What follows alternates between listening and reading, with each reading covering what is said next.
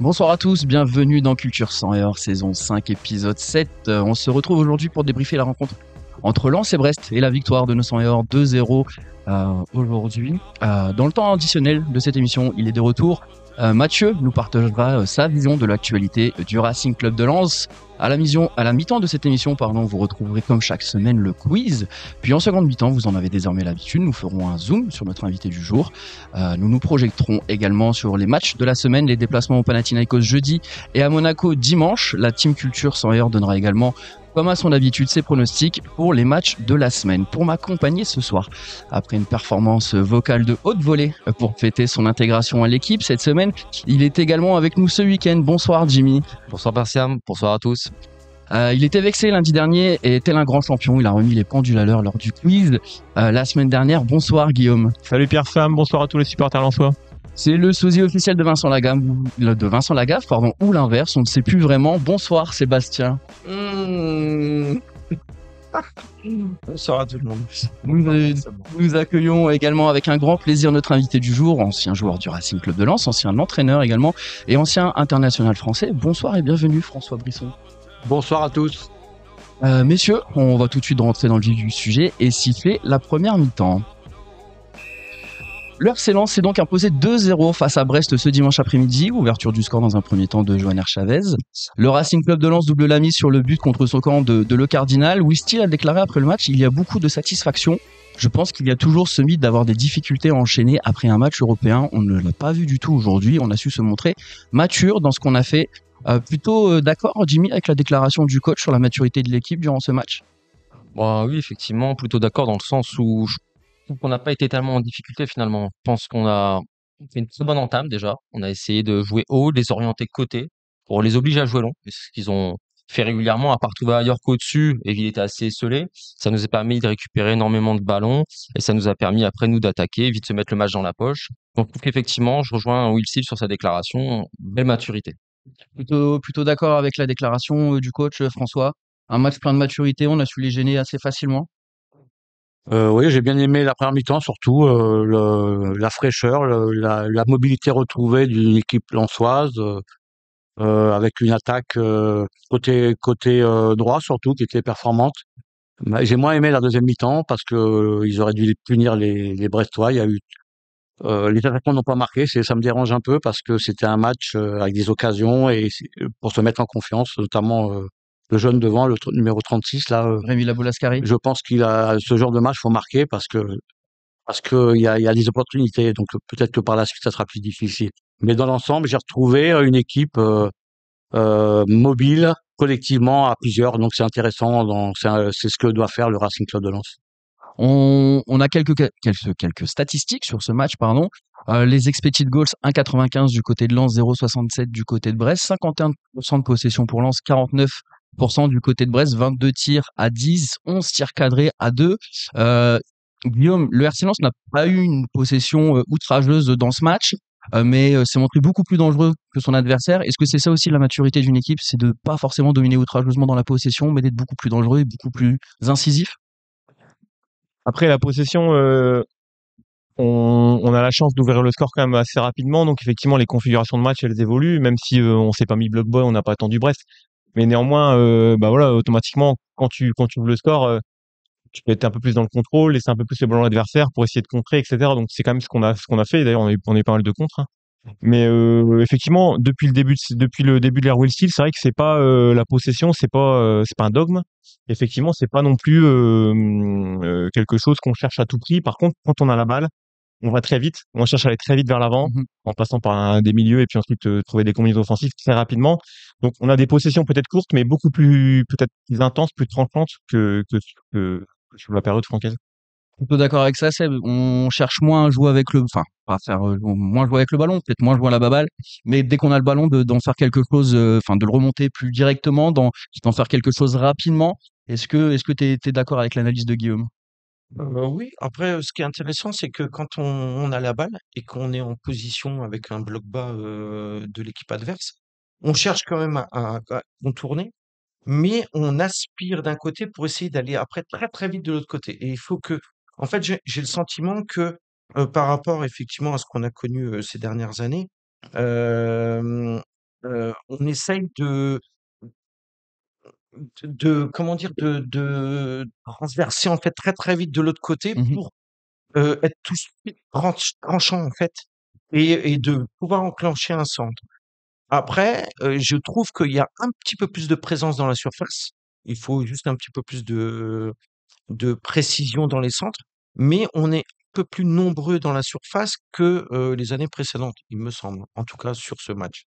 Plutôt d'accord aussi, François, sur ce que Seb vient de dire. C'est-à-dire que, comparé à la saison dernière, où c'est vrai que parfois on insistait sur un côté bien précis, on a plus de facilité à changer le jeu, à écarter. Et d'accord avec Sébastien aussi quand il dit qu'on a plus de présence dans la surface pour finir les actions. Ouais, mais bon, je pense que Brest était un peu naïf, quoi. Brest a permis aussi à l'expression lensoise. Mais j'ai trouvé la mobilité collective. Ils sont 5 ou 6 en mouvement ensemble, en deux trois touches, le ballon assez juste. Hein. En première mi-temps, c'était assez précis, il y avait peu de pertes de balles, avec des joueurs lancés, des sprints. Même dans le pressing, c'était des sprints pour aller presser l'adversaire, ce que j'avais pas vu en fin de saison dernière. Donc ça me semble une fraîcheur retrouvée, une envie retrouvée. Maintenant, il faut peut-être des problèmes de gérer les temps morts en deuxième mi-temps. À un moment donné, on tenait plus le ballon au milieu de terrain. On subissait un peu. On laissait venir Brest. Il y a eu des occasions, une tête, notamment à bout portant, que le gardien va chercher. Donc, je crois que l'expression de cette de Lens, des 100 et or, c'est de jouer vers l'avant, jouer, essayer de marquer des buts. Je suis pas convaincu dans la gestion que ça soit une équipe pour gérer des résultats. Ouais, ça, on y reviendra après sur la gestion de la deuxième mi-temps. Jimmy, tu voulais réagir aussi sur ce point-là?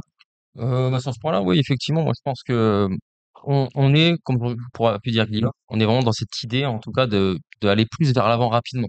Et je pense que, bon, on n'a pas regardé j'ai pas les datas en tête, mais on s'en rend compte rapidement. Je pense que le ballon, finalement, il circule beaucoup plus vite et surtout l'intensité qui a été mise aujourd'hui, je pense ça a fait très mal à Brest aujourd'hui, je pense, cette intensité. On a senti des Brestois et puis aussi beaucoup plus de courses en profondeur qu'on peut noter aussi avec Lasbo Lascari, ça nous a fait du bien aussi. Je pense que ça a fait reculer inconsciemment le bloc brestois. Par rapport à cette idée-là, tu vois, je pense que Zaroury, il match complètement avec cette idée. Si on prend le profil de Fulgini, qui est un joueur un peu plus, prend un peu plus le temps de garder un peu plus le ballon. Zaroury, on l'a vu, bon premier match, voilà, beaucoup de dynamisme, beaucoup de fraîcheur, dépasse en profondeur et tout de suite du tranchant. Ferrer d'Acosta est un joueur aussi rapide, mais bah, il finit pas forcément ses actions par du tranchant comme on a vu Zaroury aujourd'hui. Donc je pense qu'il est vraiment la symbiose entre les deux joueurs. Et c'est quelqu'un qui, je pense, qui va nous apporter aussi encore plus de vitesse dans les enchaînements devant, une fois qu'on aura trouvé les complémentarités avec un trio offensif qui, ce soir, pour moi, est un peu expérimental avec la Boula-Série, notamment. Ça va vite, effectivement. Zaroui, Ouais, Anas Zaroui ses premières prises de balles, c'est tout voilà. de suite vers l'avant, Orienté, quoi. tout de suite. Mm. Et il veut aller, donc c'est super intéressant parce que ça fait 3 jours qu'il est arrivé, enfin. Ouais. Il est déjà titulaire. Je sens que c'est ses qualités J'ai naturelles. trouvé que c'était très intéressant.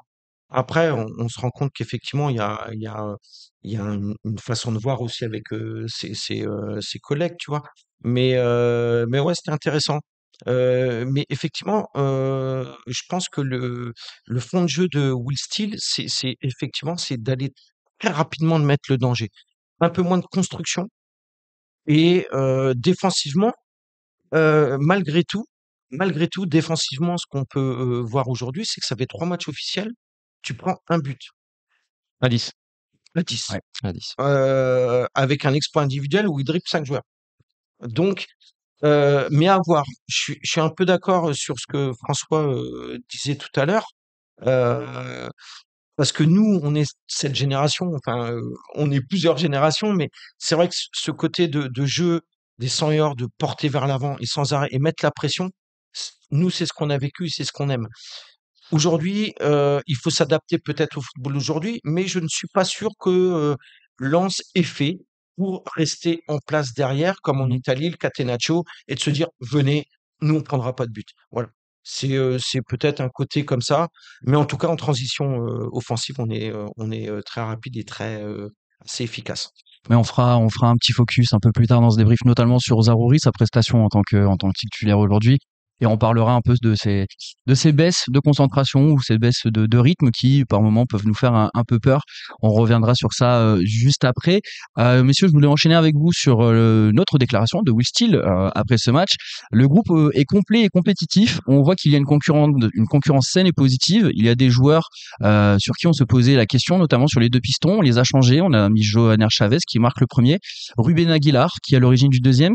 C'est bien, c'est positif. Jimmy, la densité du groupe, à ton avis, est-ce qu'elle s'est améliorée pour toi cette année? Parce qu'on a quand même 4 joueurs qui n'étaient pas qui étaient présents jeudi, qui n'étaient pas présents dans le 11 de départ aujourd'hui. Est-ce que tu sens qu'on a un groupe plus dense peut-être que la saison dernière? Je dirais que ça dépend des secteurs. Je dirais qu'aujourd'hui, au milieu de terrain, je pense, effectivement, avec l'arrivée de Zaroury, je pense que lui, il va amener quelque chose de plus. Donc, je pense que oui, sur cet aspect-là, au milieu, oui. Devant, je pense aussi, parce qu'on s'était beaucoup plus appuyé sur Wai. Et je pense aujourd'hui, je suis pas sur un buteur vraiment qui va mettre 15 buts, mais je pense que ça va être un ensemble de ces joueurs offensifs qui va marquer régulièrement. Sur l'aspect défensif, par contre, c'est là que je suis un peu plus sceptique. On n'a pas vu assez encore, je pense, le potentiel remplaçant de Danso. Donc sur l'aspect défensif, je suis assez sceptique. Je pense que Kuchanov, il a fait une rentrée aujourd'hui honorable, mais c'est pas suffisant. C'est pas suffisant dans la rentrée, le temps qu'il a eu pour savoir vraiment s'il est prêt, comme on le pense. Un beau coup d'épaule, un bon carton jaune. Une entrée assez. Jonathan David s'en rappelle encore au derby l'année dernière. Mais c'est vrai, dès qu'il est à côté de la marque, il aime bien mettre, Ouais, il aime bien. mettre des petits C'est coups chrono d'épaule. publicitaire. Toi, sur l'aspect dense du collectif, enfin de l'effectif, est-ce que tu es plutôt d'accord sur le fait qu'on est peut-être un peu plus dense que la Alors, saison dernière ou à date, hein, au 24 août ou 25 août, hein, je sais pas quelle date on est, mais effectivement, on verra les 5 jours qui nous restent de mercato. Pour l'instant, on est à plus de 30 joueurs, donc même s'il y a des joueurs qui sont sur le départ ou un peu écartés, il y a quand même de la densité. Et effectivement, on a 4 pistons pour 2 postes. Je compte pas Jimmy Clabo pour l'instant, mais voilà, on a 4 pistons. Les défenseurs centraux, il y a juste effectivement un doute sur le potentiel remplaçant de Danso. Est-ce qu'il est déjà dans le groupe ou pas? Après, offensivement, on va tourner on a 5 attaquants pour 2 postes. Le poste de numéro 10, actuellement, il est triplé. Donc oui, il y a beaucoup de choix pour Will Steele. On verra à la fin du mercato. De toute façon, il y a même presque trop de choix, puisqu'après sur un mois d'août, tu peux peut-être gérer ton effectif avec la Conference League, avec tout ça. Maintenant, la saison est longue et quand tu auras des semaines avec un match, si tu as 30 joueurs, ça peut pas marcher, quoi. Donc la densité, oui, mais faut pas que ça devienne après ça pénalise après ta vie de groupe et ton quotidien, quoi. François, je t'entendais dire, il y a que 2 matchs pour l'instant. Le mercato n'est pas encore fini. Est-ce que tu es d'accord aussi danger. avec Guillaume sur le fait que ça peut être un handicap une fois qu'on n'aura plus qu'un match par semaine si on garde autant de joueurs dans le groupe? Non, ça veut rien dire ça, parce que de toute façon, c'est une équipe qui est obligée, quoi. C'est une équipe généreuse. Ils courent. Ce soir, j'ai retrouvé une équipe où tout le monde court. Tu vois pas la moitié de l'équipe qui court. Tout le monde court. Et ils sont bons quand tout le monde court, parce que ils sont près les uns des autres. Il y a des solutions en 2-3 touches. S'ils étaient espacés comme en fin de saison dernière, ça serait plus difficile. Je trouve que les Pistons ont remonté de 10 mètres de plus. Ils jouent plus haut. Ils jouent pratiquement comme des ailiers. La preuve, le but de Chavez, qui est au deuxième poteau. C'est dommage que ce premier poteau soit pas très bien occupé sur les centres, parce que pour couper au premier poteau, tu as des buts assez faciles, donc il faut peut-être partir avant le centre. Ça, c'est peut-être le rôle d'un avant-centre qui sent les coups. Donc il y a des améliorations à voir, mais c'est une équipe généreuse qui va, pour 3 matchs dans la semaine, ça va être difficile pour certains joueurs. Surtout qu'en deuxième mi-temps, j'ai vu des joueurs comme Thomasson, comme le Marocain là aussi, qui étaient moins saignants. Moins de récupération, l'équipe a un peu géré, et je trouve que quand elle gère, elle a failli prendre un but de la tête à un moment donné. Faire attention. Donc attention au physique de cette équipe qui est généreuse, qui aime courir, qui est bonne quand elle court, qui s'exprime dans la course collective. Si elle fait pas ça, comment elle va faire? Donc je pense que son expression, elle est là-dedans. Peut-être que le changement d'entraîneur a amené ça. Les joueurs reviennent, certains qui étaient un peu au placard ressortent. Il y a des nouveaux joueurs qui veulent s'exprimer. J'ai bien aimé cet attaquant là, comme vous avez dit, Lascari là. C'est dommage qu'il ait pas marqué. Je suis même déçu pour lui, parce que ce genre de match faut marquer. C'est un match. Le style de l'équipe, c'est pratiquement lui ce soir, parce qu'il a appelé les ballons dans le dos, on s'est appuyé sur lui. Il a gardé les ballons, il a pu servir de relais, donc c'est intéressant qu'il y ait un point d'ancrage mobile, qui est à droite à gauche. Il est un peu insaisissable, donc c'est dommage que ce joueur n'ait pas marqué ce soir. Mais c'est encourageant pour l'avenir. Mais attention à la gestion. 3 matchs dans la semaine, je pense qu'il y aura des changements obligatoirement. parce qu'il y aura des baisses de régime. Tu peux pas. Ils sont bons. J'ai vu le match du Pana là en vidéo. Ils sont bons. Pas la même chose. Ils ont été bons contre le Pana quand ils ont joué vite. Oui, non, mais c'est vrai, c'est vrai. Et ça, on y reviendra juste après. Juste avant qu'on vienne sur ce point, Sébastien, je voulais parler avec toi justement des latéraux. On retrouve des latéraux qui sont plus décisifs. Enfin oui, des pistons. C'est vrai, t'as raison. C'est pas vraiment des latéraux. Ce sont des pistons. On les retrouve plus décisifs. On a vu un Frankowski buteur contre le Pana. On a vu ce soir Chavez qui marque, Aguilar passeur décisif. C'était déjà quelque chose les pistons étaient déjà très importants sous Francaise. Est-ce que pour toi, Will Steele amène quelque chose encore de supplémentaire dans l'utilisation de ces pistons? Tout à fait. C'est ce que je disais tout à l'heure. En fait, c'est qu'on a tendance, j'ai le sentiment en tout cas hein, sur les 3 premiers matchs que j'ai vus de Lens, c'est qu'on va très vite d'un côté à l'autre. En fait, voilà, on essaye tu fixes d'un côté, et tu fais 1 ou 2 relais et ça va très vite de l'autre côté et là tu trouves un décalage. Et donc, effectivement, et on va arrêter à un moment donné de parler sous l'ère de Francaise, parce que c'est une nouvelle équipe et un nouveau coach. Et effectivement, nos pistons ont gagné au moins 10 mètres faciles dans leur positionnement de base. Et tu arrives à les trouver directement dans la surface. Il y a juste à regarder le but de Chavez, le but de Frankowski, Mmh. la passe D d'Aguilar. Voilà. Donc, on se rend compte de ça. Même si ces pistons-là, les années d'avant, on les voyait aussi assez haut et qui proposaient, Il marquait mais beaucoup déjà. ils marquaient. Mais en tout cas, sur les 3 premiers matchs, là, tu as quand même une force vive un peu plus importante. Donc, moi, je pense que c'est ce système qui est un petit peu plus haut et que tu vas très, très vite à l'opposé pour essayer de trouver un décalage. Voilà. Mais en tout cas, ça, c'est une force importante parce que comme François disait, pour le moment, tu n'as pas. Si, tu as Saïd. Tu as Saïd qui est 2 matchs de but. Donc, ton buteur, peut-être, il est là. On verra. Il en faudra d'autres. On verra. Il en faudra d'autres. Donc, tu as tes pistons. Tu as tes milieux de terrain qui sont encore un peu là. Et moi, j'aimerais qu'un Diouf aussi et un Sotoka soit. Parce que Florian Sotoka, ce soir, il aurait pu. Ou hier soir, pardon, il aurait pu marquer 1 ou 2 buts. Voilà. Mais en tout cas, tu te crées des occasions. Donc, c'est super important. Mais encore une fois, tout ça dans des attaques très rapides, en fait. C'est un petit peu la différence que Will Steele est en train de mettre en place. Je me permets. Guillaume, tu voulais réagir, Jimmy, excuse-moi. Ouais, Euh, pas contre. non, Non, parce que Mais Jimmy, ils sont pas. ça y a attends, bref. Je pense qu'on avait la même pensée, donc j'ai. mais Non, Seb disait il fallait peut-être arrêter de parler du coach précédent, etc. Mais est-ce que c'est pas parce que on se base aussi sur le travail qui a été fait précédemment qu'on peut aussi travailler aussi bien avec les latéraux aujourd'hui? Bah, tu vois, il y a dans l'émission Europe Débrief là, Antoine qui a une intervention intéressante. Il parlait qu'on avait fait du Lens sans l'ancien entraîneur, comme il l'a dit. Alors moi, je l'aurais dit différemment, mais l'idée, j'y crois. C'est pour moi, l'ère Francaise, elle est terminée, mais on capitalise. Et il est parti, effectivement, mais il y a des choses qui sont restées. Et les pistons, je veux dire, le système de jeu, la structure, elle est restée. Après, Wistil, il arrive, il adapte. Mais Wistil, il gagne du temps. Parce qu'en fait, Francaise, quand il a construit son équipe, la première saison 2020-2021, je sais pas si vous vous souvenez, il a eu mis un peu de temps, et à partir de 21-22, on a commencé à voir. Et là, j'ai l'impression que Wistil, il gagne déjà un an par rapport à Francaise. Parce qu'il a déjà une structure, des joueurs qui sont prêts, qui connaissent un système, et lui, il adapte. Il met ses pistons un peu plus haut. Voilà, il inverse son triangle offensif, 1-10 2 attaquants versus 2-10 un attaquant. Voilà, donc il gagne du temps. Et donc, c'est bien, c'est que on avait un entraîneur qui a fait un super travail. Et ce travail-là, il est resté. On a des joueurs qui sont quand même biberonné à ce jeu et aussi il arrive, aussi il n'est pas forcément un joueur de 3-5-2 ou 3-4-3. Contre, il a vu son équipe, il a vu ses joueurs, il a qui à ses dispositions, ce que les mecs aiment, ce qu'ils savent faire. Et il est peut-être en train de maximiser déjà, il est déjà présent dans l'effectif. Après, si je peux me permettre, ce qui est incroyable, c'est nos pistons, quoi. T'en as 4. Ouais, t'en as 4. Sans parler de Jimmy Cabot. Mais t'as 4 titulaires. Mm. Tu peux mettre n'importe qui à droite à gauche. Ouais, et surtout Chavez qui était un peu en dedans sur 6 mois, là il est en train de se rebeller. mais faut vraiment jouer.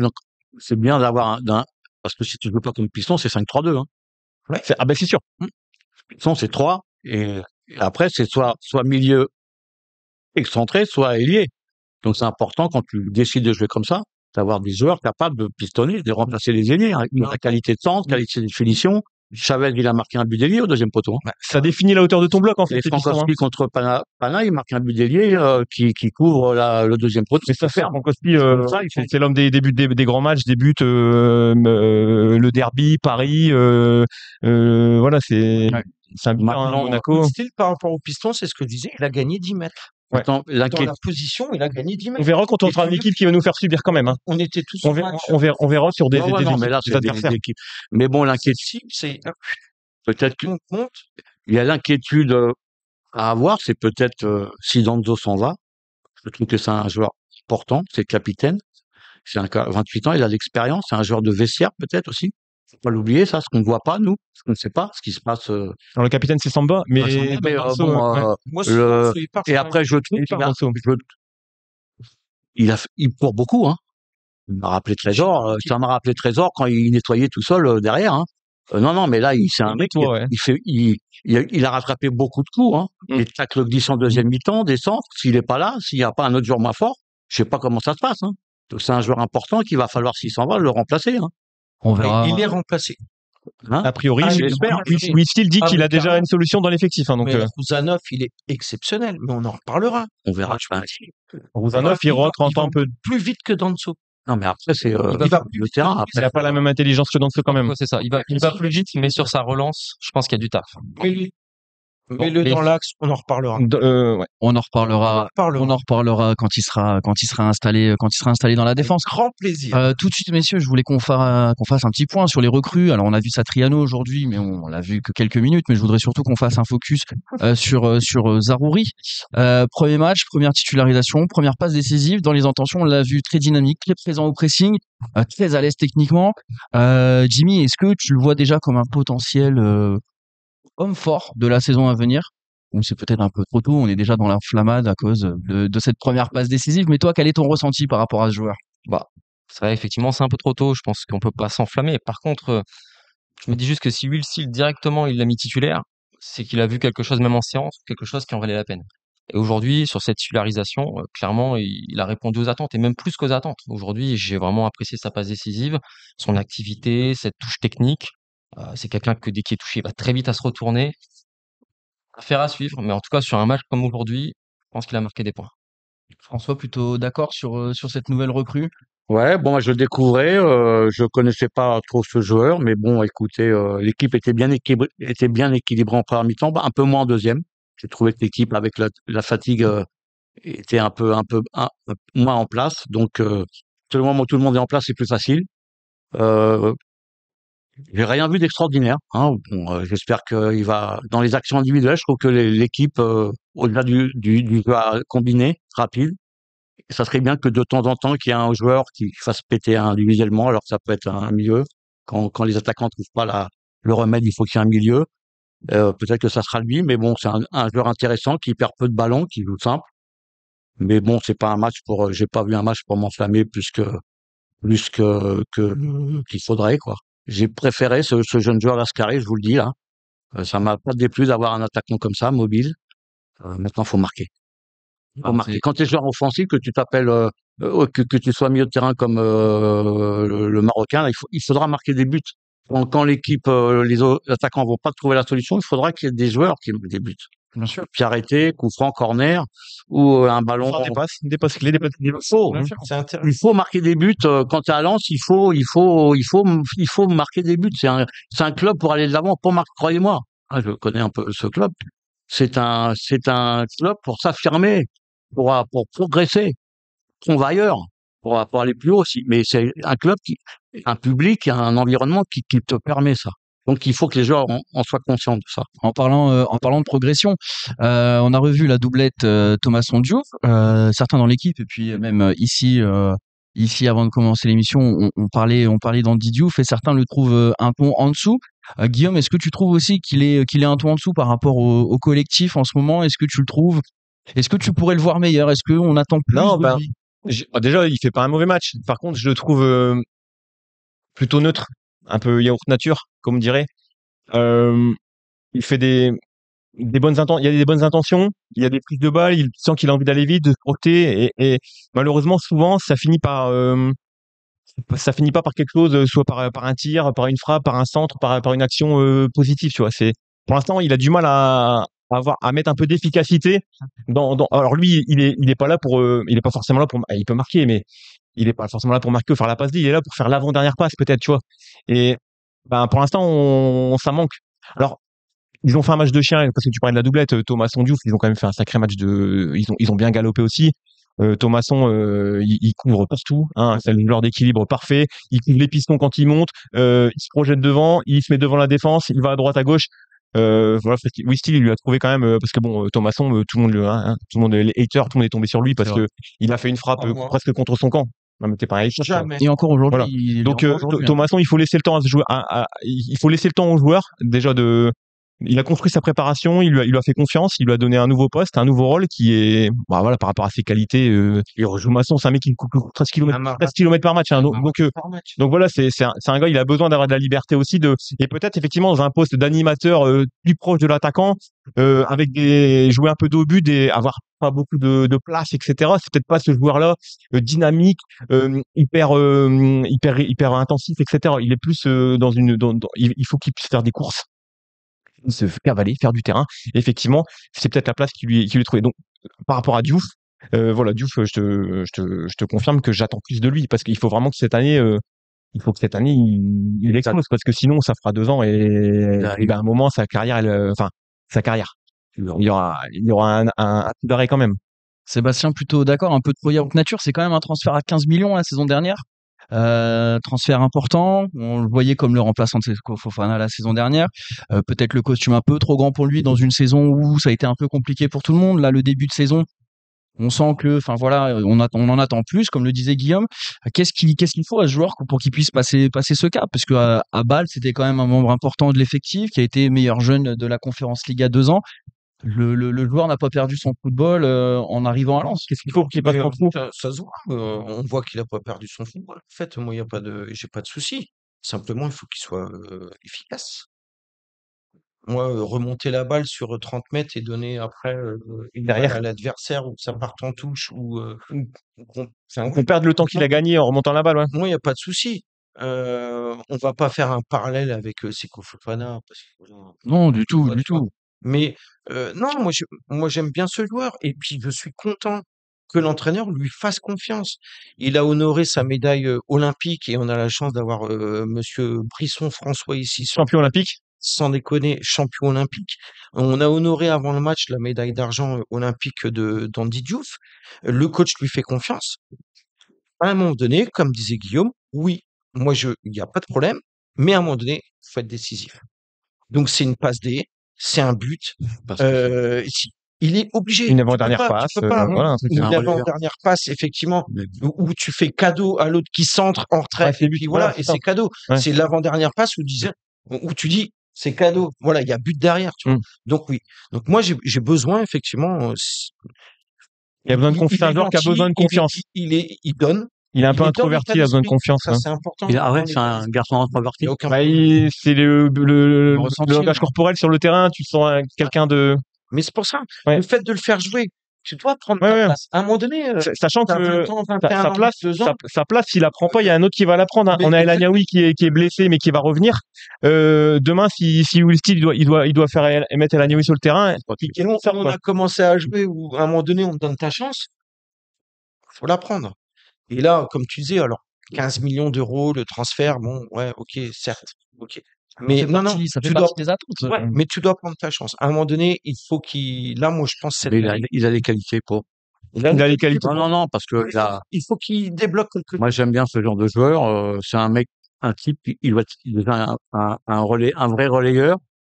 Il est bon quand il est en mouvement. Il est capable de gagner de percuter, il gagne de porter le ballon, de casser des lignes. Maintenant, il faut qu'il progresse dans la passe. Peut-être la passe pour un joueur lancé, un troisième joueur dans les intervalles. La- L'accélération pour aller marquer, peut tenir sans ballon, le jeu sans ballon. Il a l'abattage, il a le potentiel athlétique. Décrocher Peut-être en deuxième mi-temps. Un peu tendre dans les duels quand même, hein. Il s'est fait, à un moment, il a pris un Mais coup d'épaule sur le côté. c'est à l'image quand l'équipe de Lens ne presse pas aujourd'hui, t'as moins de récupérateurs Mmh. au milieu de terrain. Si t'as pas un harcèlement des attaquants, Mmh. l'équipe va souffrir, elle va reculer. Mmh. Elle est bonne quand t'as les attaquants, les Sotoka, qui viennent aller comme des abeilles, là, ils viennent piquer au sprint. Pas des Ouais. trucs, Ça, on peut pas le tenir 90 Aujourd'hui, minutes. j'ai vu non. Mais Lens est bon là-dedans. Mais on le tient C'est de mi-temps pour l'expression de l'instant. Lens. Et là, quand tu fais ça, les adversaires ne sortent pas facilement. Tu places le bloc équipe haut parce que là, par contre, tu prends des risques, hein. Tu joues avec Bon, un contre un derrière et tu prends des risques. dans le dos, hein. Ouais. Donc, mais bon, je pense que Diouf a toutes les qualités. Il a une aventure olympique qui doit lui donner, même s'il a pas toujours joué, qui doit lui donner confiance. Mais bon, maintenant, c'est fini, hein. Maintenant, Lens est le parfait club pour qu'il décolle. Tout à fait. Mais faut pas attendre. Il faut qu'il le fasse, là, au Panas, avec des matchs qui vont monter. Dans ces matchs-là, il faut grandir. Allez, messieurs, tout de suite, on va passer aux notes rapidement. Guillaume, quelle note pour Zaroury? Zaroury, pour une première, je lui mets un bon 6. Voilà, il y a quand même une action décisive, de la proposition. Moi, c'est un joueur qui vient de Première Ligue, Championship Première Ligue. Donc, on sait que déjà au niveau de l'intensité, il est habitué à ce niveau d'intensité de match. C'est aussi, je pense, une raison pour laquelle on l'a recruté. Donc, j'ai pas de doute sur sa capacité justement à s'intégrer dans cette équipe sur le rythme, le pressing. Et s'il arrive à avoir un jeu épuré, à faire les bonnes passes et vraiment à être percutant également et à prendre aussi sa chance de temps en temps, parce que on va pas jouer avec un énorme numéro 9 qui va marquer 25 buts. On aura besoin d'avoir plusieurs joueurs qui sont capables de marquer. Donc, des joueurs à 7-8 buts, il faut qu'ils soient ce genre de joueurs. Et si c'est ça, je pense que c'est une réussite. Ça. Dis-moi rapidement, toi, la note, le joueur que je t'ai choisi, c'est première titularisation à Bollard dans son club formateur. Rémi Labolascari. Quelle note pour Rémi? Alors, pour Rémi, je vais lui mettre quand même un 6 quand même. Je vais lui donner des encouragements parce que l'année dernière, on a eu un avant-centre, travailler moins dans les valeurs du club, moins dans le travail, plus dans le talent. Là, on a quelqu'un qui a un peu moins de talent, mais qui est très, très valeureux. Et je pense que sur ce match, il aurait mérité de marquer, je pense, parce que il a été beaucoup actif, je trouve. Beaucoup d'appels en profondeur. Quand même, il a essayé. Il a aussi été capable de un peu être dos au jeu, c'est-à-dire être capable de la garder un peu, en jouant en dessous. C'est un joueur qui est connecté. L'année dernière, Wai, je trouvais, c'est que mon avis, il était un peu moins connecté, en tout cas. C'est-à-dire que lui, on peut le trouver, il est tout le temps en planche et il replonge derrière. Qui fait reculer obligatoirement le bloc de Brest. Donc, je pense que là-dessus, vraiment, j'ai apprécié. J'ai apprécié. Alors, j'espère qu'il va vite marquer, comme le dit François, parce qu'à un moment, peut-être qu'on va attendre. Ce genre de match, Il va être numéro 5 peut-être dans la hiérarchie des attaquants parce qu'il y a Enzola, Satriano, Sotoka et Saïd. Je pense que lui passe en numéro 5. Donc, s'il vaut du temps de jeu, il va falloir aussi qu'il se tâte un peu, quoi. Exactement, c'est maintenant, quoi.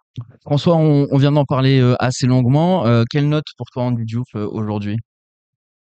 Moi, j'ai bien aimé la première mi-temps de Lens, j'ai bien aimé, je lui mettrais 6. Je lui mettrais 6.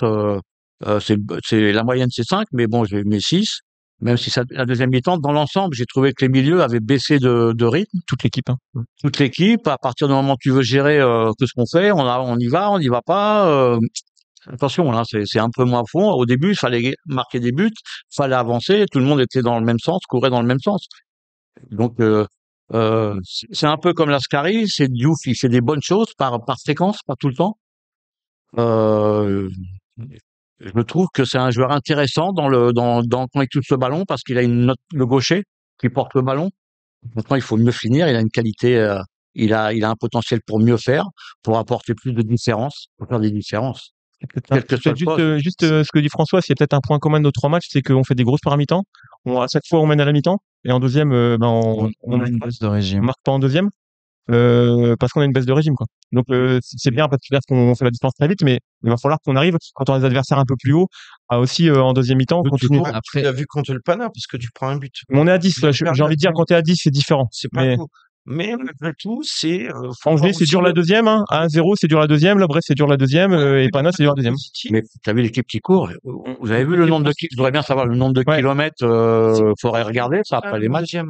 En tes 2 matchs de championnat, tu prends clean sheet en C'est vrai, c'est vrai. Donc, et tu marques dans les 2 matchs de championnat, dans les 5-6 premières minutes. Hier, c'était 20e, je crois, non, pour vrai. Non, mais il y a de l'envie. L'équipe, il y a de l'envie dans cette équipe. Ouais. Il y a de l'envie. Je trouve que c'est une équipe. J'avais vu les matchs de fin de saison où l'équipe était un peu cramée, un petit peu avec la répétition peut-être de la longueur de saison. Et les victoires, bon, une saison euphorique avec à un moment donné tu gagnes plus, tu sais pas trop. Là aujourd'hui, bon, il y a la confiance à installer. L'équipe vient d'aligner trois victoires. Ça va être un vrai match de coupe. jeudi, on va avoir avec un vainqueur, il faudra un vainqueur. On verra ça, on Donc, verra ça. ça sera un combat. Il va falloir que l'équipe monte d'un niveau, quoi. On verra ça jeudi. On se projettera sur le match du Pana tout à l'heure dans l'émission. Seb, toi, je t'ai mis Joanner Chavez, premier but avec le Racing Club de Lens. Quelle note pour Joanner? Moi, je m'enflamme. Direct. Moi, je mets, Pas un attaquant pourtant, hein. moi, je mets 8. Je mets 8.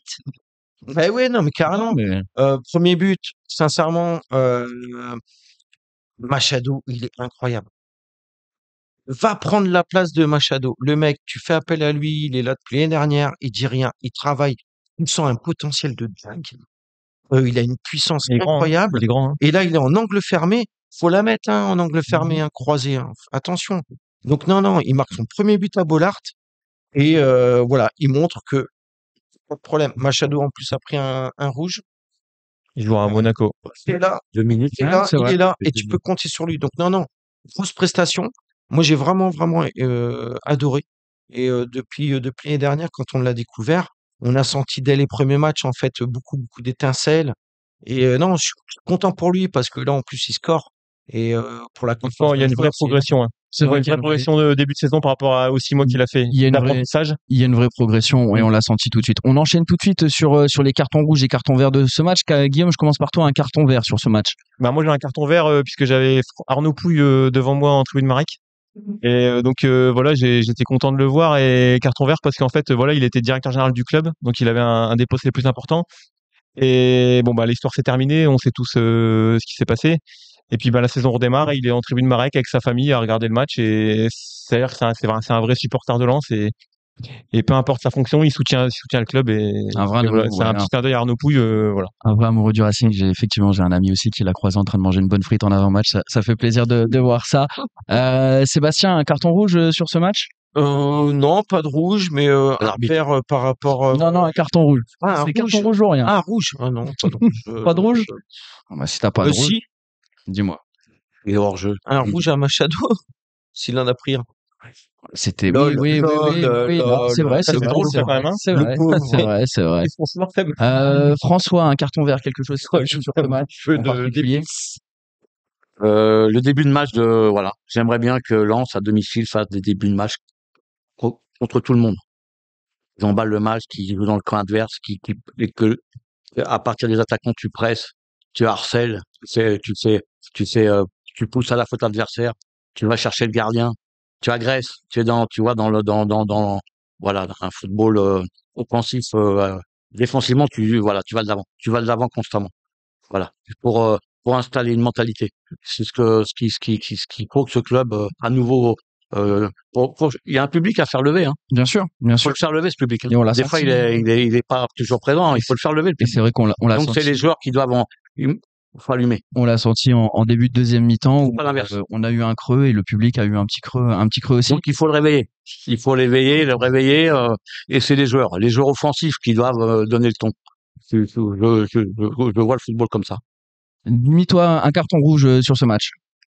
Un carton rouge quand même, je sais pas si c'est chance ou s'il faut revoir les images, mais le carton rouge sur Machado me semble en tout cas assez sévère. Alors celle de Medina jeudi, bon là il appuie dessus, il peut lui arracher la cheville et tout ce qu'il en passe. C'est un mot. Par contre là aujourd'hui, Ouais. le Castillo pour moi il se relève super vite. Donc aujourd'hui le joueur se relève vite, Machado prend jaune, pourquoi mettre rouge? Je C'est sais le- pas. Là-dessus je pense qu'il y a un peu d'incompréhension. Bon Il lui a pas effectivement, mis un jaune. Si, il lui a mis un jaune. ouais il a mis un jaune. Ah, il lui a mis un jaune d'abord. Donc, et c'est ça en fait qui C'est le VAR il met après. jaune et puis Non, derrière Del même Castillo pas. se relève Parce qu'il avait et il prend l'écouteur, un t'as rouge. entendu? Et donc Il avait l'écouteur, l'arbitre. bon, Même là-dessus, sans, j'avais pas vu le Je jaune. pense que c'est plus, ouais. il observe un peu les Ouais, il attend- blessures, il attend il regarde un qu'il peu, puis mais les arbitres des fois font ça en fonction de la blessure, mais je sais pas comment il peut juger une blessure parce que le mec peut lui S'il y a faire blessure, croire. c'est rouge, hein. Ouais, c'est ça. c'est ça. C'est vrai. Généralement. Sauf que là, il y a pas blessure en fait, hein, donc non, il y a pas Ils blessure. vont énormément en jouer. C'est que les joueurs aujourd'hui, bah, ils vont s'amuser à pas se relever. On commence à le voir de plus en plus. Donc à un moment, c'est compliqué. Et pour moi, il y avait pas tant excès d'engagement que ça. Mais bon, heureusement, on a Chavez qui est prêt en tout cas pour C'est tenir ça. derrière. C'est ça. Merci messieurs pour ce débrief. Tout de suite, on accueille Mathieu pour le temps additionnel de cette première mi-temps. Les arbitres de touche, ils sont pas été bons. Bonsoir Mathieu. Bonsoir messieurs, salut Pierre Sam, bonjour François Bonjour. et bonjour les autres. Mathieu, Mais on l'a vu cette semaine, le Racing a ouvert les portes de son entraînement aux supporters. Oui, ben, le classique entraînement ouvert au public, un rendez-vous apprécié des supporters et des gratteurs de maillots et de leurs pancartes. Le rendez-vous estival des enfants, un moment privilégié où les supporters peuvent emmener leurs fils, leurs frères, leurs oncles. Pour certains, c'est une seule et même personne. Bref, un entraînement qui a vite fait le plein et qui a été très vite à guichet fermé, en moins d'1 heure.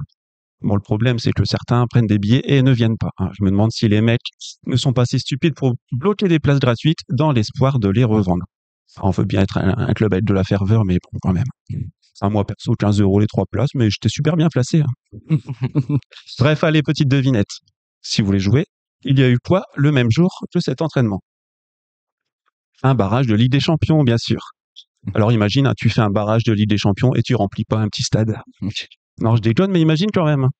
En tout cas, on se souvient de la déclaration de Pep Genesio en juin. Bon, vous vous souvenez pas? Moi, je vous la rappelle. Je trouve que le public lillois n'a plus rien à envier à celui de Lens. Bah si. Sinon, tu as assisté au match aussi de Coupe d'Europe, Mathieu. Oui, évidemment, je pouvais pas rater ce match de Coupe d'Europe. Bon, vraiment déçu que Medina nous ait laissé à 10, ou plutôt, comme on dit là-bas en Grèce, Athènes.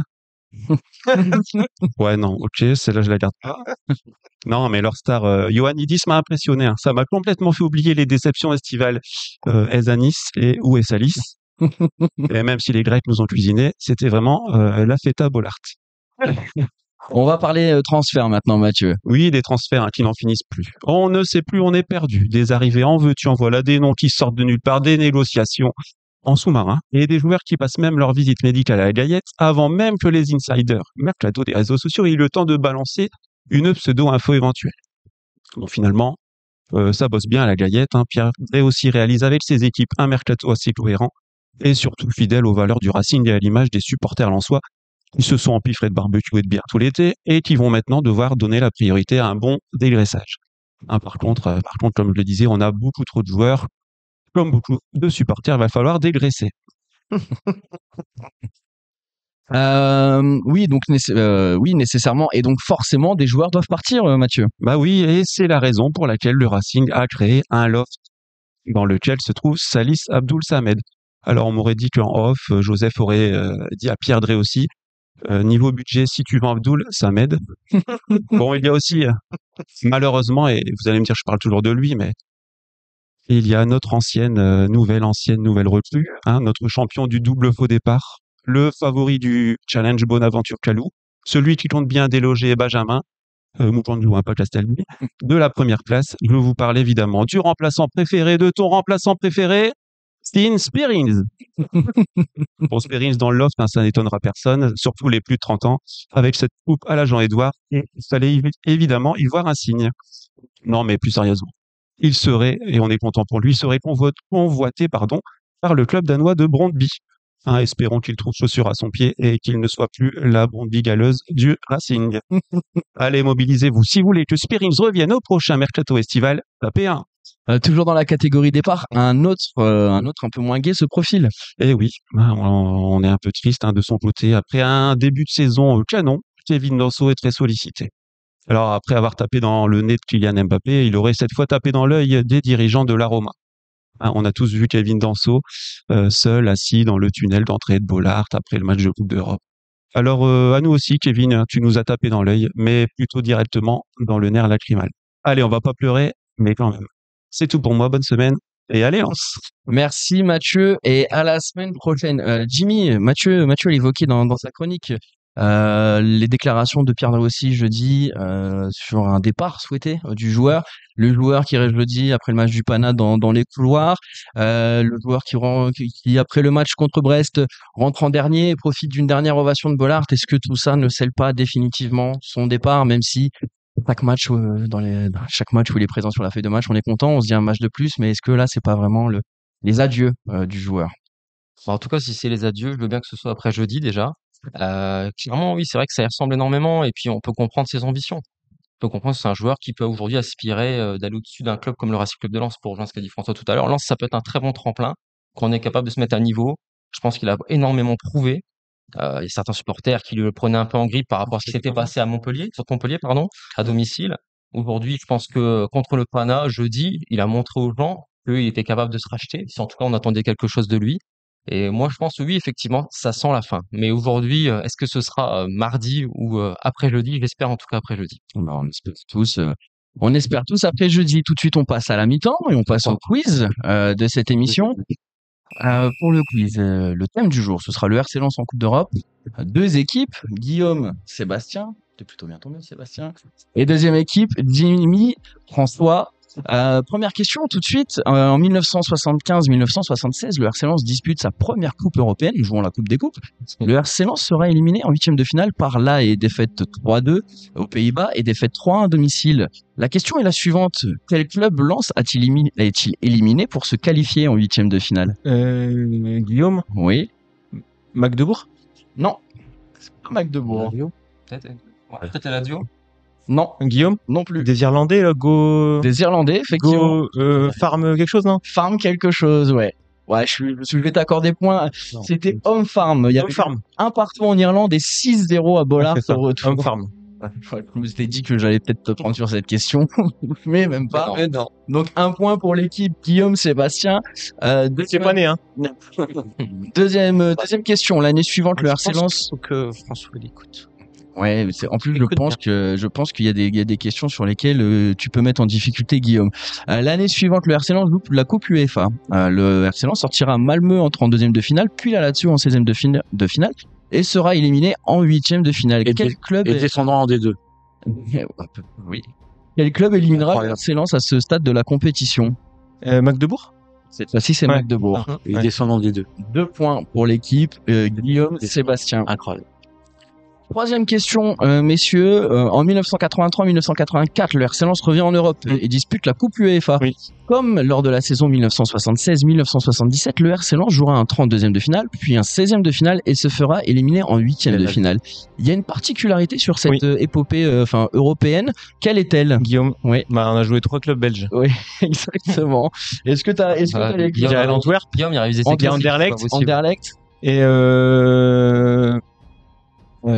la Gantoise. Ouais, c'est la ça. Gantoise. C'est les trois. Là, c'est dans l'inverse. La Ouais, Gantoise. alors j'ai pas dit dans l'ordre. Anderlecht, hein. Anderlecht. C'est exactement On a fini avec Anderlecht. mais- Très très fort, Guillaume. Préparer les émissions ensemble.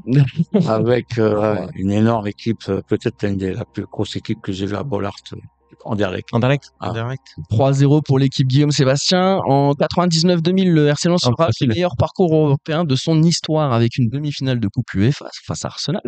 Cependant, pouvez-vous me donner le premier club rencontré par le RC Guillaume. Lens lors Mais François, il l'a aussi, mais je laisse. C'est la vie. Exactement. Maccabi. Un point pour l'équipe François et Jimmy. Ça fait Le 2 3-1 là-bas, 2-1 domicile. dans ce quiz. Ouais, ça doit être ça. Je me suis pas noté le score. Mais But ça de doit être Ludovic ça. Delporte. Effectivement, non, je me suis même pas noté le score dans mes petites notes personnelles. Dernière question, messieurs, dans ce quiz. En 89 matchs européens joués par le RC Lens durant son histoire, pouvez-vous me donner le nombre de victoires du Racing? Une proposition par équipe. 89 matchs. 89 matchs. Nombre de victoires Nombre de victoires. euh, Une proposition par équipe. Allez, on y va Une quarantaine. En UEFA, t'en as 20 et des poussières. Mais au total, vous Et dites une combien? quarantaine. 40? On part sur 40? Allez, sur 89, il y a un peu moins de la moitié. Moi, Un je dirais plus. Moi, je dirais 50. 50? C'est le point pour l'équipe Jimmy et François. C'est 36 victoires. Ah ouais. Ah ouais, 36 c'est vrai. victoires, 25 nuls. Parce et qu'en 28 en UEFA, il y en a plus que de défaites. Je crois qu'en UEFA, il y a plus de victoires que de défaites. Par contre, en Ligue des Champions, peut-être moins. Ah bah, c'est malgré un bon retour sur la fin, c'est l'équipe Guillaume Sébastien qui gagne ce quiz malgré Oui, un bah, retour c'est- de Jimmy et François sur la fin. C'est Sébastien Guillaume. Tout de suite, on siffle la deuxième mi-temps. C'est l'heure tout de suite du Zoom sur notre invité. Rebonjour François et encore merci d'être avec nous. Pour les plus jeunes qui ne te connaîtraient pas, tu es ancien joueur du Racing Club de Lens entre 1981 et 1985, ancien coach du RC Lens en saison 99-2000 et ancien international français, notamment vainqueur des Jeux Olympiques de 1984. Les Jeux Olympiques, on a vu Andy Diouf qui a d'ailleurs été célébré par Bollard aujourd'hui pour sa médaille d'argent obtenue lors des Jeux Olympiques de Paris il y a quelques semaines. Quand tu gagnes les Jeux Olympiques en 1984, quel est le joueur qui sort du lot dans l'équipe? S'il y avait un joueur que tu devais mettre en avant, ce serait lequel? Il y avait déjà, non, il y avait beaucoup de bons joueurs hein, quand même. Hein. Il y avait quand même un groupe de joueurs confirmés. C'était pas les espoirs, hein. C'était pas les moins de 23, nous. Hein. T'avais Baresi et Serena pour l'Italie quand même. Hein. Donc non, mais je crois qu'il y a eu Daniel qui a été un peu Monsieur Xu, hein, qui a été l'homme des qualifs. Après, bon, il avait la confiance d'Henry. Il jouait en pointe pratiquement tous les matchs. Il a marqué régulièrement. Donc c'était un peu le joueur qui a été l'emblème de cette formation. Mais bon, il y avait d'excellents joueurs quand tu avais Touvenel, Ayache, Bibard, Janol, Didier derrière. Au milieu de terrain, tu avais une paire. Mais l'équipe a changé. Hein. C'est pas l'équipe qui a commencé qui a été en finale. Hein. Donc Henri Michel s'est adapté quand même. Hein. Touré a été blessé, Touvenel a été blessé, Didier a été blessé. Donc il y avait que 17 joueurs. Tu avais le droit à 2 changements. Tu avais 13 Ouais. joueurs. Hein. C'était pas comme aujourd'hui. Tu n'avais pas les 4-5 C'est pas vraiment changements. la feuille de match. C'était Hein. un autre football, un autre sport. Tu avais la passe en retrait au gardien qui était autorisée. Donc, mais bon, il y a eu beaucoup. C'était une équipe qui a jamais perdu un match. Toute l'histoire de 2 ans des Jeux Olympiques, on n'a jamais perdu. Il y a beaucoup de confiance, qui savait élever son niveau. Je pense qu'on en avait encore sous la semelle. On aurait pu faire 2 ou 3 tours de plus. Il y avait des matchs tous les 2 jours. Hein. Tous les 2 jours, on a joué incroyable. Mais non, moi j'ai bien aimé parce que c'est des joueurs que j'aimais bien Jean-Claude Lemoux. Pour moi, qui était un joueur offensif. On avait Gillette G2, je les appelais Gillette G2 il y avait Rore Lemoux au milieu de terrain. Des joueurs qui cavalaient sans arrêt, qui bouchaient les trous, qui marquaient le numéro 10 là. Parce qu'il y avait marqué, par rapport à aujourd'hui, c'était pas une zone, c'était de l'individuel dans la zone, hein, il pourrait, hein. Il y avait un numéro 10, fallait le Brésilien, il y avait un gros numéro 10, fallait le prendre. Les Yougos, c'était pareil. Donc, t'avais des consignes individuelles de marquage précis, il fallait pas lâcher des joueurs. Donc, on avait des joueurs qui correspondaient à ça, quoi. Il y avait des poètes, des bons joueurs, des dribbleurs. Il y avait Guy Lacombe, qui a été très bon aussi, qui avait presque 30 ans, hein. Guy, hein, c'était pareil, il avait pas 20 ans, hein. Donc, moi, j'ai bien aimé, dans l'esprit, des mecs qui se mettaient minables. Ils se mettaient minables, tu te retournais, ils se mettaient minables, les mecs. Crois-moi, tu étais sur le terrain, tu dis, putain, tu dis, mais les mecs, ils se mettent minables, après ils te donnent le ballon. Je dis, François, comment tu veux le ballon? Droite, à gauche, tu le veux dans les pieds, tu vois, il y avait des joueurs qui étaient, attentifs. Donc il y avait une équipe, c'était une équipe. Hein, il y a eu du Jota, il y avait Jean-Louis Anon de Saint-Étienne, il y avait des bons joueurs, des joueurs Pas Stéphane Paille aussi. non. Devant, t'avais Garand qui était meilleur buteur avec Auxerre, t'avais Patrick, si on avait besoin d'un joueur de tête, il y avait Patrick Cuven, t'avais un peu tous des joueurs au pied, des joueurs des joueurs de course, des joueurs de remise, tout ça. Donc il y avait une équipe assez complète. Mais bon, je pense que Daniel, sur la durée, c'est peut-être le joueur on était coéquipiers à Lens pendant 4 ans. C'est le joueur si on doit se souvenir d'un joueur dans l'aventure olympique qui dépasse la finale, hein. C'est un tournoi, hein. L'aventure olympique, c'est une qualif, même en Europe, on a dû aller gagner en Allemagne, hein. On a gagné contre la Belgique et l'Espagne, et après ils nous ont mis un match de barrage contre l'Allemagne. Au Parc des Princes, c'est là-bas. C'est un hold-up. On va gagner là-bas, c'est le hold-up complet, hein. On gagne 1-0 en Allemagne. Et à partir de là, on dit, oui, qu'est-ce qu'il peut on a fait ça, on pouvait le refaire, tu vois. Il y avait des matchs hold-up, hein. On avait gagné en Espagne à Murcie, il y avait 40 000 personnes, c'était le hold-up complet, le premier match, hein. J'ai dit, bon, bah, l'équipe, peut-être il y a une protection, on va aller au bout, quoi. Mais, non, il y a Daniel, il y avait, le groupe qui était, des joueurs assez matures, firmés déjà, confirmés en France, il y avait des champions de France, hein. Des mecs de Nantes, de Bordeaux, c'est champions de France, hein. Il y avait une aventure, c'était pas des joueurs qui découvraient le football, hein. Donc, maintenant, c'est vrai que pour nous, jouer en Coupe d'Europe, dans nos clubs, c'était difficile dans les années 80, hein. C'était difficile, hein. Fallait être premier, deuxième, troisième, hein. Pour gagner la Coupe de France. Après, c'était fini, hein. Maintenant, t'es sixième, tu fais la Coupe, c'est des Coupe d'Europe. Même septième. Tu te rends compte? Donc, 18. Donc, nous, vraiment, pour avoir affaire au niveau international, on était content qu'il y ait l'autorisation des joueurs pro aux Jeux Olympiques, parce que c'est pas prévu. C'était pas prévu qu'on aille aux Jeux Olympiques, nous. Mais du coup, ce que tu retiens, c'est aussi surtout un collectif et Ouais, non, il y avait une machine, c'était une équipe, je pense que c'est une équipe. Moi, j'ai pas trouvé que c'était difficile. Tu vois, à partir des quarts de finale, Égypte, Yougoslavie, Brésil, on a déroulé. Je trouve qu'on avait déroulé. S'il avait fallu vraiment aller encore taper une autre équipe, en finale, il avait fallu encore, on aurait pu punir les Brésiliens. Je pense qu'on aurait pu punir les Brésiliens, mais bon, 2-0, on était tranquille. À partir du deuxième but, ils ont cédé. Je le sentais quand ils ont lâché. Dans ta carrière de joueur, t'as aussi joué des deux côtés de certaines rivalités. Le PSG et Marseille, par exemple, même si c'était peut-être C'est pas Lyon, Saint-Étienne, Lyon. Lyon, Saint-Etienne, effectivement. Mais t'as aussi joué pour Lille et Lens. Du coup, plutôt Lille ou plutôt Lens, François? Non, non, mais bon, quand je les ai fait parce que c'était des opportunités.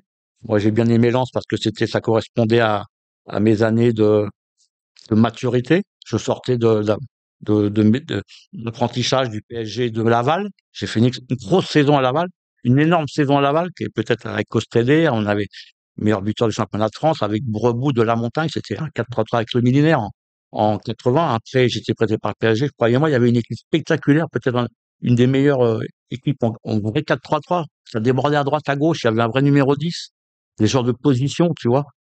On était des joueurs de position, hein. Rappelle-toi, dans notre époque, on était ailier gauche, ailier droit, un avant-centre, fallait le déborder pour lui faire marquer des buts. Tu avais des meneurs de jeu, t'allais à Lens, t'avais Vetruy, t'avais Daniel, t'avais des vrais meneurs, des mecs qui tenaient le ballon, des pieds, ça partait.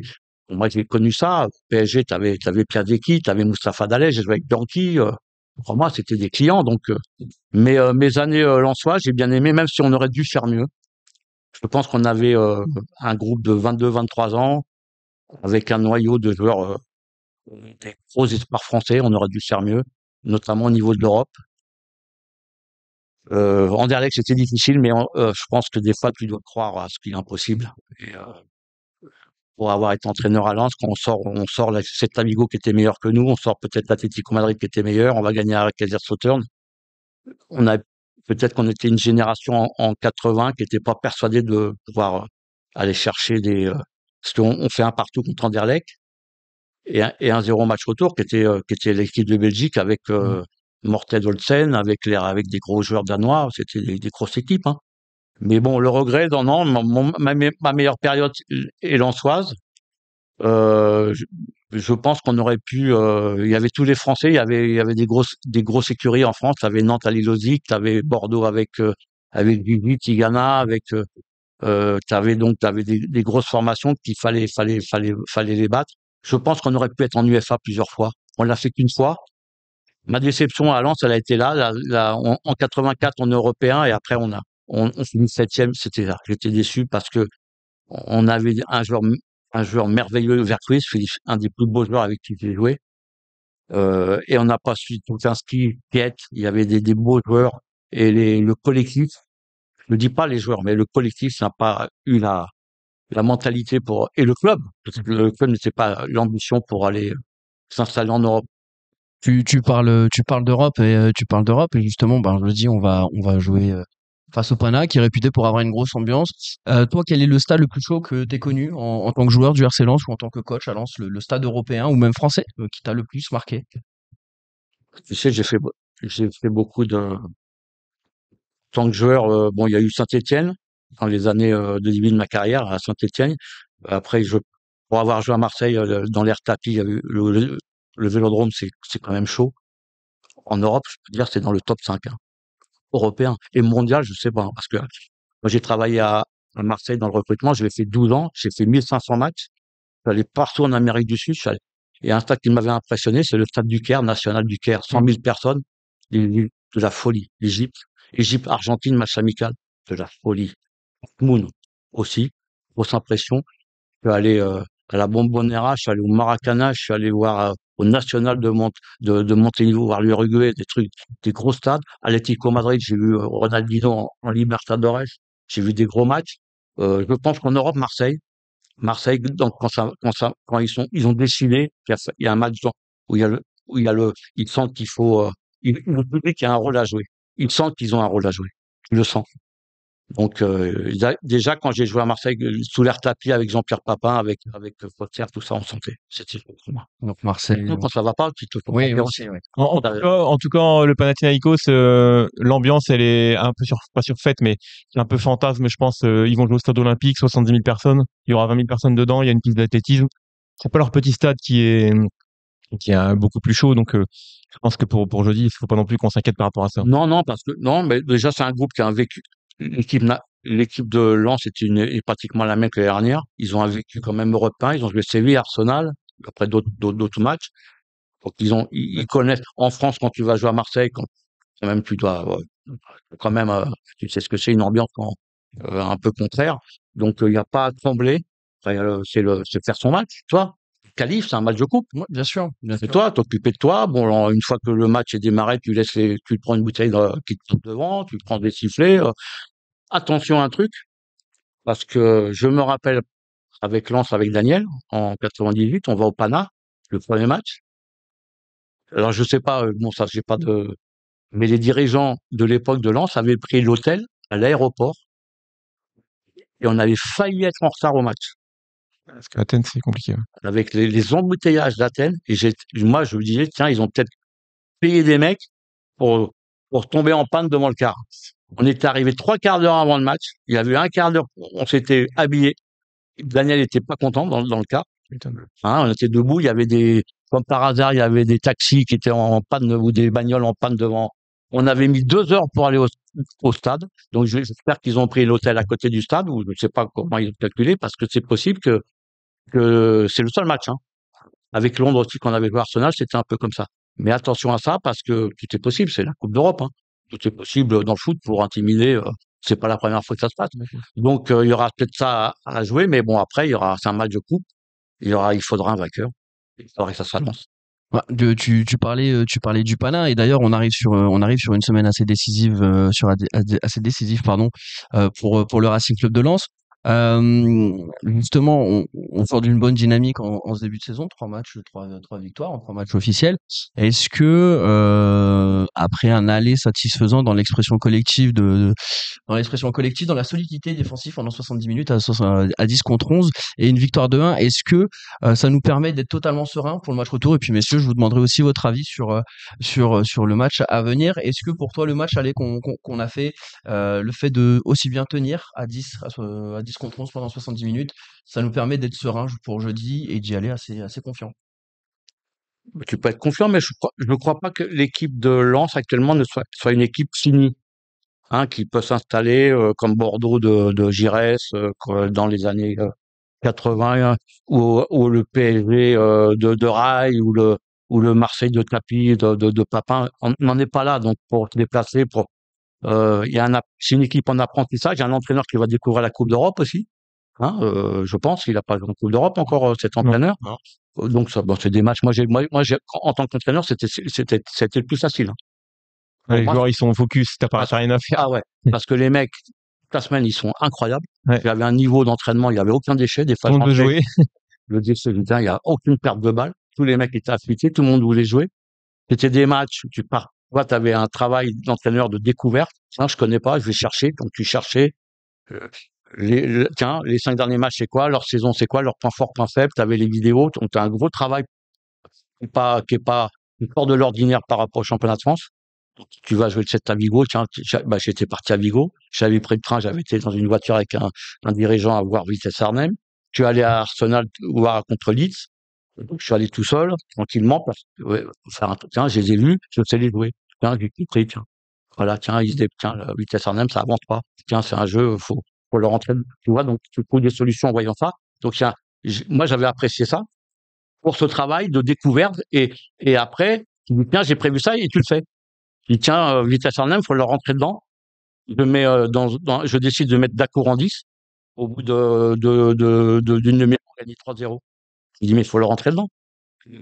Les Hollandais, c'est jeu placé, position, ils sont tranquilles. Si tu les laisses jouer, ils sont tranquilles, hein. Mais si tu leur rentres dedans. Mais par contre, attention, c'est un match, c'est un gros club, le Panathinaikos. Non, moi, je me rappelle Ajax, la découverte de Johan Cruyff. Pour moi, c'est ma jeunesse, quoi. Cruyff, Ajax Panathinaikos à Wembley en 71. Bon, c'était beaucoup de casse l'entraîneur. Donc, la première fois que j'ai entendu parler du football grec, c'était ça, quoi.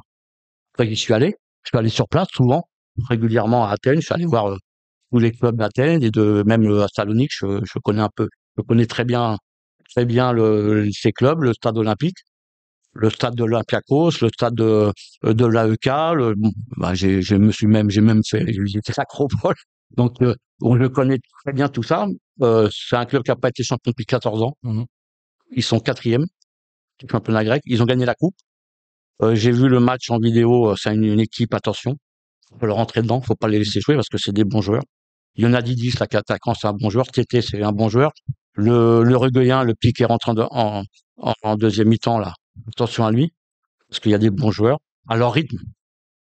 Donc tant que tu vas les contrarier, donc ils aiment pas la vitesse. Ils sont en danger quand tu joues vite. Tilan joue son pétale. C'est un Qu'on les peu- presse et qu'on leur rentre dedans, qu'on leur Tu laisse leur pas le temps de rentres jouer. dedans. C'est leur un peu laisse le pas le temps de réalité, ouais, ouais. Tu pourras pas leur rentrer dedans tout le temps. Donc, parce que c'est leur jeu aussi. Hein. Donc ils sont tournés, ils ont un Ingasson derrière, ils ont des bons joueurs. Tu les connais, tu vois, des trentenaires, ils ont des jeunes joueurs. C'est des oui, mais bon, c'est pas une équipe, c'est une équipe. Faut pas avoir peur. Non. Puis Il faudra pas avoir peur. T'as une qualif à gagner. T'as bien sûr. 3 matchs. Ça va t'ouvrir un groupe européen, une aventure européenne. Il faut que Lens continue à se développer à travers l'Europe. C'est important qu'un club comme Ouais. Lens. On aura aussi des qualités à faire valoir jeudi.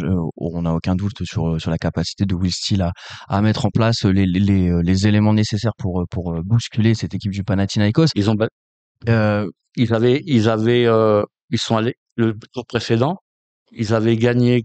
Ils avaient perdu chez eux contre l'Ajax. Ils ont battu l'Ajax à Donc ils avaient l'extérieur réagi au match retour. et sorti. Après, il y a eu la 30 dans cette grosse séance de tir au but. Jimmy, sur le match de jeudi et la confrontation du Pana, on a l'absence de Medina suite à son carton rouge au match aller, la potentielle absence de Danso, qui est en instance de départ, on ne sait pas s'il sera là ou pas. Est-ce que ces deux potentielles absences, on en est sûr pour une, est-ce que ça rabat un peu totalement les cartes de cette confrontation et est-ce que ça peut nous mettre en difficulté? Alors, si c'est 2 absences, ça va changer des repères.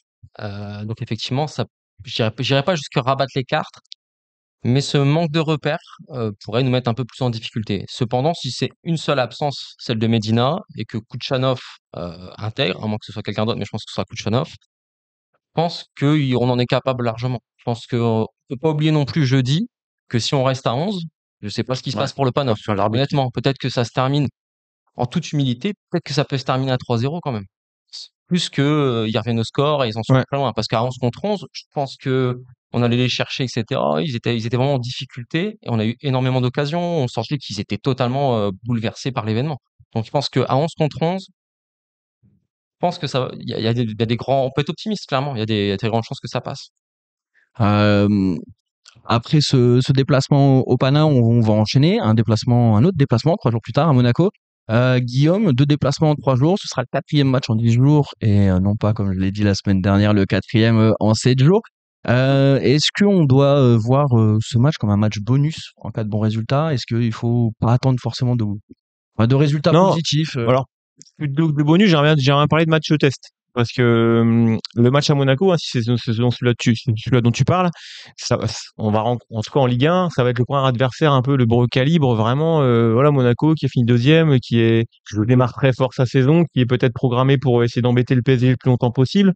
Donc ça va être un vrai test pour nous. On aime bien aller, sauf l'année dernière, mais on a bien aimé aller au mois d'août à Monaco ces dernières saisons, sauf l'année dernière, bien entendu. Je mets ça de côté. Donc ça va être un vrai test, une équipe qui va peut-être nous forcer à jouer peut-être un peu plus bas, et on va voir si on est capable aussi d'aller vite aussi, de jouer de la transition face à. Donc on verra peut-être le Racing Club de Lens dans une autre configuration de match qu'on n'a pas forcément encore beaucoup vu, puisqu'on a vu un match à Angers chez un promu et 2 matchs à domicile où on sait c'est à nous de faire le taf. Donc ça va quand même, le résultat de jeudi va quand même influer, parce que si jeudi on sort, ça va être dur quand même, parce que ça va être dur. On aura quelques jours où ça va être. Je sais pas si on va se remettre tout de suite. Mhm. En revanche, si on se qualifie jeudi, déjà bon, Wissy il gagne 6 mois de tranquillité. Le début de saison il sera réussi, quoi que si on passe en. Et puis même par rapport au mercato, tu vois, on a beaucoup de joueurs, on doit s'en séparer. Si on a la conférence, ça va. Si on n'a pas la conférence, le groupe il va vraiment être superbement beaucoup trop étoffé, et ça va être compliqué de donner du temps de jeu aux joueurs. Donc faut vraiment passer le tour de conférence, et puis après Monaco, alors je dirais pas bonus, mais se tester sur un adversaire de haut de tableau de Ligue 1 et voir, ça va peut-être nous donner aussi mais qu'est-ce qu'on peut attendre cette saison en fait, qu'est-ce qu'on est capable de faire face à une équipe plus forte. Et ça sera des indications parce que là, on a 6 points, c'est super. Pour l'instant, on a joué Angers et Brest qui est en difficulté. Voilà, on va pouvoir commencer à gravir et monter progressivement en charge face à des adversaires un peu plus costauds. Et bon, on va tout de suite voir vos avis, vos pronos pour les 2 prochaines rencontres. Ce que vous pensez qu'on est capable de faire contre le Panathinaikos et Monaco?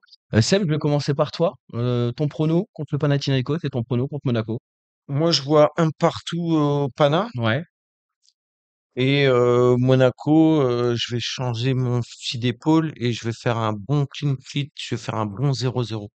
0-0. Pas évident parce que c'est 2 équipes qui ont des arguments offensifs, mais Mais on est preneur d'un bon point à Monaco. Guillaume, ton prono pour le Panathinaikos et pour Ouais, Monaco? j'ai envie d'être confiant et d'autant plus il y a Danso qui est là, parce que je rejoins Jimmy. Donc si Danso est là, je pense qu'on peut aller gagner en Grèce parce ils vont devoir nous chercher. Et s'ils se découvrent et si on est vraiment dans un jour où on est efficace devant, on peut. Donc je pense qu'on peut gagner 2-1. Et à Monaco, je dirais un point. Ok. Jimmy, toi, prono Panathinaikos, prono Monaco? Alors, une victoire au Pana 2-1. Ouais. Pareil, si Tanzo est là, je pense que ça va être une vraie plus-value. Et concernant contre Monaco, je vois 1-1. Mais parce que, en fait, effectivement, T'es obligé de répéter ce que je dis. ça va être une vraie confrontation parce que je les ai vus jouer hier contre Lyon. Je les ai vus jouer hier contre Lyon et il y aura des beaux duels à distance, entre guillemets, avec Ben Seguir d'un côté, avec Cluj de l'autre. C'est 2 petits phénomènes, il va falloir les gérer quand même. François, on conclut par toi. Pronostic Compliqué, hein, les gars. Mais là, non, mais bon, j'aime bien les 100 erreurs, mais bon. Non, Panathinaikos? le Pana, je pense qu'il y a les Grecs, ils sont obligés. L'entraîneur joue sa tête aussi là-bas. Hein. Il vient d'arriver, il a fait 2 mois à Séville. Il est uruguayen, c'est chaud là-bas. Panathinaikos qui fera pas d'Europe, donc ça va être chaud. Lens peut faire, je pense, un nul, peut-être un nul. Ils vont se faire rentrer dedans, mais à eux d'inverser.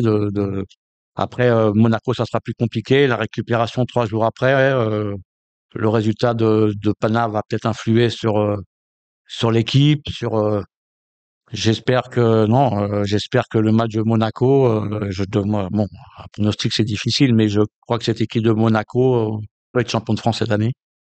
Donc nous est supérieur. Au départ, là, si aujourd'hui, je pense que c'est une équipe qui va jouer pour être champion de France. Très bien. Ils veulent bouffer le PSG, ils ont un effectif, ils ont gagné à Lyon, il y a des signes, donc il y aura une équipe qui va pas, je pense que cette année, ils sont peut-être partis pour éliminer, enlever ce PSG qui est bon, on va voir. Sans Mbappé, une nouvelle ère. Mais bon, il y aura un match compliqué peut-être à Monaco. Mais bon, tout est possible en fonction de Lens. L'esprit, c'est une question de mentalité, hein, de physique et de mentalité là, maintenant pour Lens. Ouais, Donc, c'est ça. pas de prono totalement défini, mais Réussite aussi. Non, parce que c'est 2 matchs difficiles. Tu prends une équipe qui a une culture européenne, un stade. Bon, peut-être que s'il y aura peut-être 20 000 au lieu de 60. Hein, peut-être. Je sais pas, je pense que ça sera pas plein. Nous, il y avait 65 000, je crois qu'on a joué. Quand même. Ouais. Ouais, quand on a joué en 98, il y avait 65 000. Là, je sais pas si c'est une affiche Non, pour. c'est en crise en plus le Pana. Donc, c'est à Lens d'en profiter, de leur rentrer dedans, de pas avoir de complexe, de ramener Il y a moyen, il y a moyen il y a moyen de le faire. Ça sera une question d'efficacité, parce que ils ont des joueurs pour marquer sur des coups de pied arrêtés. Donc, et l'arbitrage, attention, attention qui va arbitrer. Ça va plonger de partout, les pénaltys, tout est possible. À Lens, de faire face. Après, bon, 3 jours plus tard, il y a pratiquement un sommet du championnat de France. Ouais, carrément. et c'est une semaine décisive et c'est une semaine qui va peut-être répondre à certaines questions Pas décisive, mais selon nos ambitions. Faire des tests, Décisif pour l'Europe.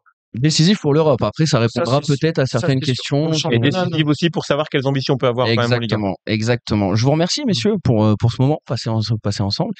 C'est désormais l'heure de conclure cette émission. Merci à nos partenaires. Encore merci, François Brisson, d'avoir accepté notre invitation. Merci à nos chroniqueurs présents en plateau aujourd'hui. Je remercie également Damien à la technique. Et évidemment, merci à vous qui nous regardez et qui nous écoutez.